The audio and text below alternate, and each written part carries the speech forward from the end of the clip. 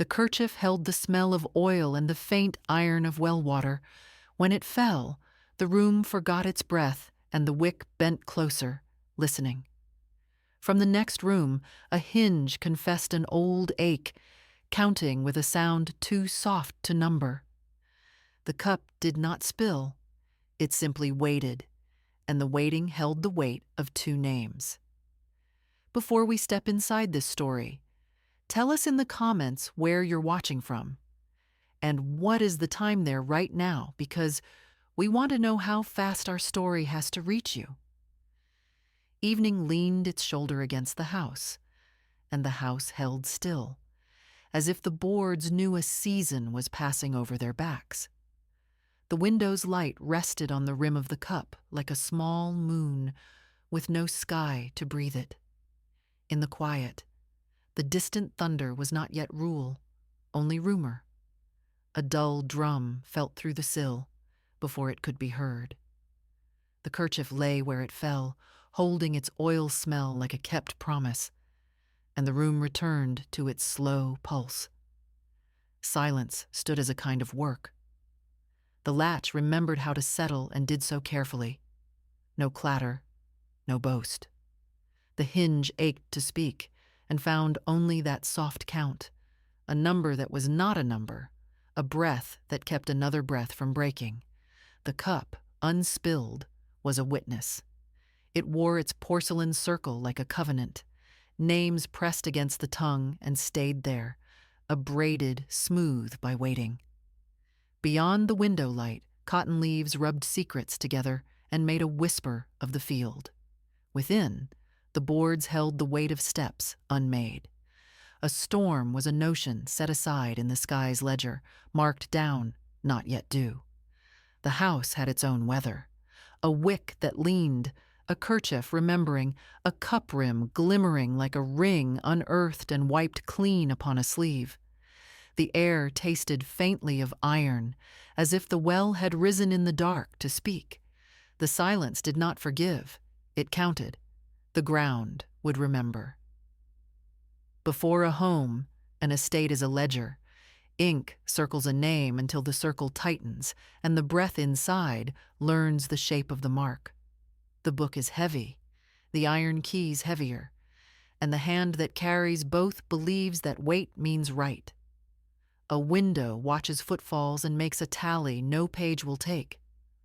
Oil finds the hinges and teaches them discretion. The ground keeps its entries in roots and in compacted dust. The mistress lives by habit, a ribbon of keys at her waist, receipts folded like prayers against the pulse, a teaspoon of physic measured to the meniscus, not compassion, but ritual, because ritual can be done on time. The overseer does not speak in people, but in measures. Rows, weights, days, strikes of the cane as arithmetic that does not show its remainder. The book accepts both. It does not blink at breath. It records results. Elias studies stillness until it turns from survival to craft. Stillness is not surrender. It is a hinge holding a door in place while storms move across a roof. He learns where the eyes are set in the house and where the house grows blind. He stands in those blind corners and becomes the furniture the ledger never lists. Ruth studies the locks where they sleep. She learns the lullabies of iron in winter and iron in heat. She learns how a window can swallow a footfall if the foot learns its pace. Oil on the hinge is a kind of speech, soft, thick, unwilling to spill a secret. The mistress calls this order. The overseer calls it efficiency. Elias calls it air that will not cut the throat. Ruth calls it time that can be folded and put away. The ground remembers other names and does not tell them. The ledger presses the blotter down and forgets the shapes beneath. The window keeps counting. The door keeps its hinge like a quiet heart. The keys turn in their sleep and grin with their teeth. The ink dries into law. Chapter 3. Names kept under the tongue. Target. 360 words. Elias's eyes keep the ash of a letter. The wind ate one ditching season. The ash made a gray snow at the edge of the ditch, and he breathed it in so the words would not leave entirely. His pocket learned the shape of a handkerchief that could not make a fever cool. Ruth keeps a thread from her mother's apron, folded in the hem of her sleeve. When she touches it, old kitchens answer, and a laugh that once braided her hair returns like steam. Memory prefers the nose. Iron kettle. Bruised mint crushed beneath a thumb. Tar on a wagon axle, sticky sweet and headstrong. These roads do not end. They make circles so tight the heart trips. The mistress approves punctual hands. She praises a task that salutes the hour. She punishes late breath as if breath owed rent to a bell. The overseer's cane taps its creed on floors and ribs, a metronome that seeks a choir of sameness. Counting becomes a language the body learns against its will. Names do not like daylight here. The mouth keeps them low, behind the teeth, softened until they can pass as nothing. At night, when the door closes and the hinge decides to be kind, names rise like small birds and settle on rafters. The eyes keep watch. Stillness does the work of a wall. Ruth measures the window frame with her palm and feels the cold come in where it always does. Elias memorizes the way the cup rim shines when the lamp droops, a small moon that tells him when to speak and when to leave speech alone. Under all of it, the ground counts time with a different abacus. Footsteps go down and are recorded. The ledger in the house is an imitation of this deeper book. The overseer trusts his tap and tally. The mistress trusts her keys and ink. Elias trusts the stillness between taps. Ruth trusts the thread in her sleeve. The smell of tar and mint and iron makes a rosary of the day, and each bead is the shape of a tongue holding a name. The harvest supper announces itself in the house with bright plates and tighter laces. But the quarters know it first in the way flour is weighed and how a ham is spared when no one is looking. Rumor arrives where medicine fails. A cough turns to a stain in a rag, and the stain is folded inward so it might not count. A child sings a rhyme about a window that never opens, and the older ones begin to sleep with boots near the door. Doors and light learn new shapes together. The overseer keeps a private bottle, laudanum drawn up in a way that says the bottle belongs to his breath alone. A jar of turpentine serves everyone else, liniment and threat together, the scent like sap with a temper. The mistress opens her receipt book and reads fevers into syllables, as if consonants might sweat illness out. She smooths the paper as she speaks, and the paper takes it for a caress. The sick room would like a window propped, but the hinge resists, remembering a winter draft. Rumor is a weather with its own barometer. Someone says a neighbor's child turned sallow and then was right as rain when the wind changed. Someone says a woman in the bottom county drank the wrong cordial and never woke until the preacher named her, and even then she did not wake all the way. Someone whispers of Godfreys and paregoric and tinctures that forget what they are when the hand shakes at night. The book does not argue. It records what is told to it and calls that proof. Children invent a game to keep the world at bay. Doors must not squeal. Windows must not watch. If a hinge speaks, a heel must not. They pass the rules like bread.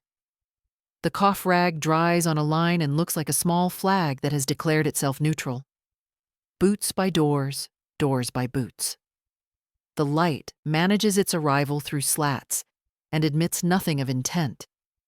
In this weather, one learns to count differently, not by hours, but by how the house looks at the hand. Not by miles, but by how the ground keeps a softer print near the step. The storm gathers where talk gathers, and talk curls around the bottle, and the receipt and the jar like smoke bent on a singular chimney. In the sick room, the light thins and behaves itself, as if it had been told not to touch. The mistress counts out doses the way a money box counts out coins. Each drop a clink the glass makes without sound. Damp weather is asked to carry blame. The air accepts as much as it can, which is not much. The receipt book lies open like a psalter, recipes for relief recited with the steadiness of the clock. A boy's jaw trembles the way a wire hums in wind. A field hand watches salt clump itself and says, "The sky is knitting bone under the lid of the day."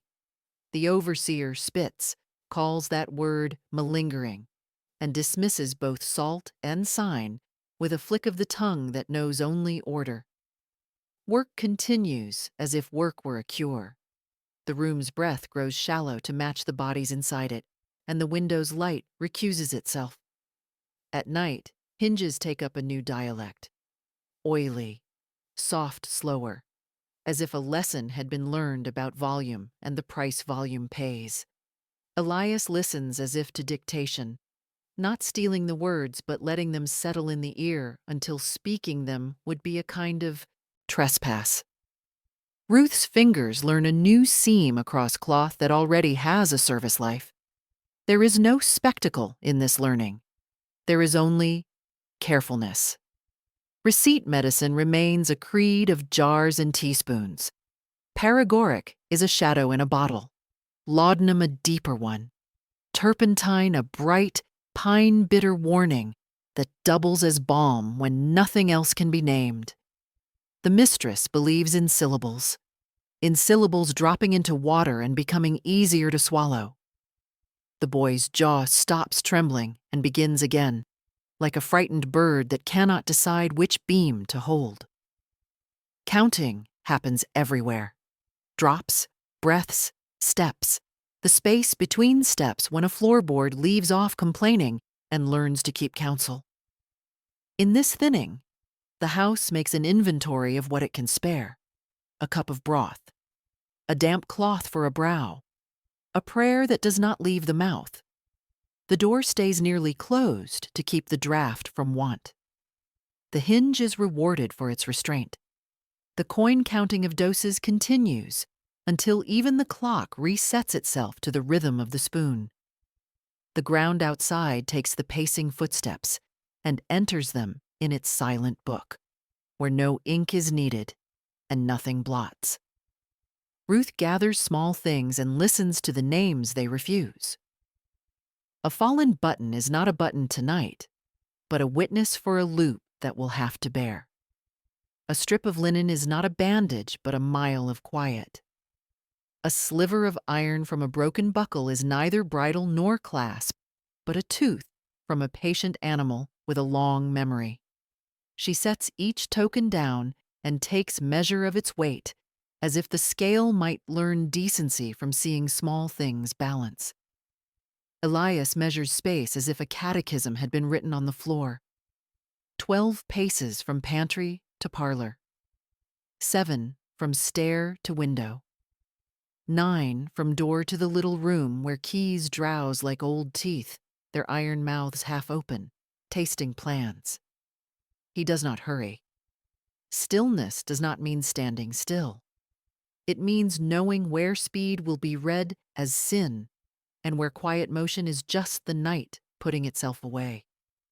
The moon shrugs itself into linen and decides to be absent. Calendars pretend this is nothing, but the air hears it, and the corn dust hangs as if it has found a church, turning the room into a low white weather. On the page, a holiday nears and lends an alibi to movement. The house loosens its regard because celebration asks it to. The quarters tighten their regard because experience asks them to. The tokens wait on a small cloth, not as weapons, not as charms, but as objects that will do a job if asked without shaking. Keys are teeth, and teeth are time. Elias has learned their bite marks on the hours. Ruth has learned how a knot's belly can sit in a palm without telling the palm what it will become. The counting is quiet as breath over a sleeping child. The windows dilute their reflections so the inside can pass for shadow. The door is neither friend nor enemy. It is a hinge that wants to be kind, and a threshold that wants what thresholds want: respect. The ground waits. It always does. It remembers. When the corn's dust turns the air to flower, everything can be kneaded into shape. The tokens make their small congregation. The room accepts that it is a nave for a service without a psalm. A button, a strip, a sliver, paces like numbers under the tongue. The moonless interval like a folded napkin at the edge of an empty plate. The storm in the distance rehearsing its line. The counting does not stop. It is the only law that does not lie. The supper spreads like a map, and the map gives permissions it does not understand. Candles burn like small verdicts, steady and clean. Spoons clink with a modest pride, as if the metal has been told it is finally allowed to sing. A hymn wanders through a doorway and forgets its words at the threshold, humming what it can remember. A breeze arrives, not sure of the house's borders, testing a curtain the way a stranger tests a name. Ruth tests a knot with her wrist, not a demonstration, a confirmation. Seamstress knowledge is a scripture when the world is sewn too tight. Cloth has its own grammar. The knot sits there like a word that knows it will be used, and the wrist acknowledges the word and moves on. Elias listens to the hinges, then to the rain still far off, and matches breath to both. He is a clock without hands. He is the pause between two sentences the house is afraid to say. Heat pushes from the kitchen and the rumor comes with it under the door jamb. Somebody says a neighbor's overseer once stood up to a charge and later walked out like a man leaving a parlor. No mark, no lesson. The law wrote a line and then went to bed. The ledger turned on its side and slept. In this house, the bottle holds its private night, and the jar holds its public balm, and the receipt pages whisper their own liturgy as if the right word could make sweat into certainty. The breeze decides, for a moment, that it belongs inside. The hymn drops to a hum too quiet to bless or warn. Plates take their second glint from a low candle and pretend not to watch the door. The door breathes in and out with company, and the hinge carries the weight like a well-trained shoulder. Cloth is cloth until it is asked to be something else. The knot knows when a request becomes a command. The counting continues in a low register. Footfalls, refills, the sideboard's long exhale. The ledger is sleeping, but the page will wake to what it is told. That is its nature. Eyes meet and depart without striking sparks. A spoon's handle touches wood and rests like a narrow hand. The house does not approve and does not forbid. It keeps its angle with the night, its slow lean toward a choice the world believes is already made. The time arrives without ceremony. Cloth learns weight the way a sentence learns its period. The door does not object. The window holds its glass like a vow. The act is litany, not a spectacle. Cloth becomes river, and a river knows the shape of a throat without needing to be taught. Wrists become weather, a front moving through, and mouths become lamps that have been blown out but remember flame. There are no shouts in this liturgy, only breath counted like beans in a pocket, small and incontrovertible. Elias speaks the names that do not have graves, one for each pull. Names under the tongue come forward and take their turn. Names of those erased by ink, by ledger, by the common arithmetic of cruelty dressed as order. Ruth counts seconds, not because seconds heal anything, but because seconds answer back to numbers that were used like whips. The house exhales, a quiet that is not peace. The window keeps its glass the way a mother keeps a last letter. The door inhales once and decides to be a wall. The cloth is not a thing in the hand now, but a thing in the air, a boundary moved from place to place, a line drawn and redrawn. Lamps unlit make a night deeper, but more honest. Names continue to be said inside the breath so that speech cannot be quoted by anyone later with a law book. Counting moves through the body, bean by bean, step by step, a measure for what the measure once was used to break. There is no thunder yet. There is no crash. There is a room that has chosen to be a room and not a theater, and the furniture trusts this choice because furniture prefers service to display. The cloth lies when it must and tells the truth when the telling leaves nothing behind. The counting ends when it ends. Names have been said in a way that does not require witnesses. The river returns to being linen. The house returns to holding its breath, and the window returns to being glass. The door keeps its wall a moment longer, then remembers it is a door again and allows the air to move. Rain begins too late to change the hour. Candle smoke writes a thin sentence in air that the ledger would never carry, a sentence without subject, verb, or defense.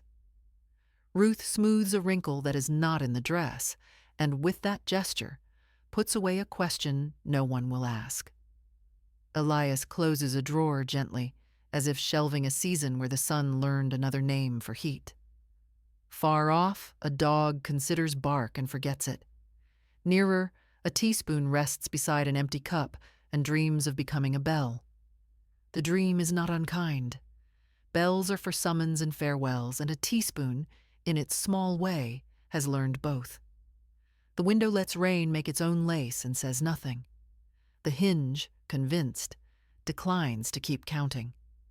Smoke's line thins, folds, and is gone, leaving a taste the mouth will find again any time a lamp struggles. The room rearranges itself to look like nothing has ever moved. The floor wears the step and then releases it, the way a pond makes no argument after a stone. The hour is not confessed aloud. That, too, is a choice. The cloth is folded into its old square and laid as a simple thing, capable of drying tears or a dish, neither of which is asked of it now. A season closes a little drawer somewhere, above the ceiling. The rain deepens and then calms, pressed thin like hair after a long day. The cup remembers the weight it did not spill. The teaspoon keeps its bell dream to itself. The dog, distant, is asleep. The house has learned a new silence and wears it as if it were always meant to. The ground understands. It takes the weight it is given and records it without ink. Court words come like winter, sudden, brittle, hungry. The record writes property and loss with the same hand, and the hand is proud of its consistency. Names of the dead become entries.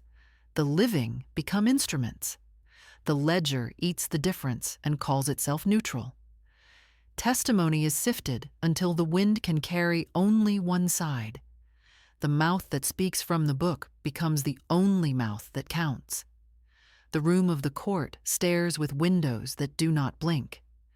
Docket lines stand like a row of winter trees. The iron pen scratches, pleased with its own cold. Elsewhere, an overseer once stood before a charge and stepped away untouched, a fact that travels as rumor and as warning both. The page has a trick for forgetting what a body remembers. It presses weight where the ink says to press weight. It leaves breath where breath is unaffordable. It is consistent. That is its virtue and its vice. Elias and Ruth are not given pronouns in this place. They are called by what they are said to have done and by what they are owned as. Instruments, causes, effects. property in a narrative about property, loss in a narrative about loss, without the air of person. The book approves its own symmetry and is felt to have done a kind of justice by balancing columns. Winter carries on. The ground does its older work beneath the courthouse and does not change its book for anyone. Years lengthen and turn rope into weather. A trunk is opened, and a small kerchief is found with a stain like an oil thumbprint. Old, but not gone. A scent that remembers lamp and skin. Children play by the well and make a rule that doors must not squeal and windows must not watch, as if their game could repair what the world decided not to wake. Their heels keep time on beaten earth, and a counting song learns to keep them inside its small ceremony. The ground remembers in its own manner. Under the step, a soft patch never dries, even in good sun, as if something there prefers the weight of water to the comfort of dust. Hinges are tended in that yard with more care than is strictly necessary. Oil is brought, light as a blessing, and no one says why the attention is paid. Doors mind themselves, windows learn to blink. The kerchief is folded back into the trunk because some objects prefer darkness. The rhyme the children sing becomes a whisper that outlives them. It does not explain, it points.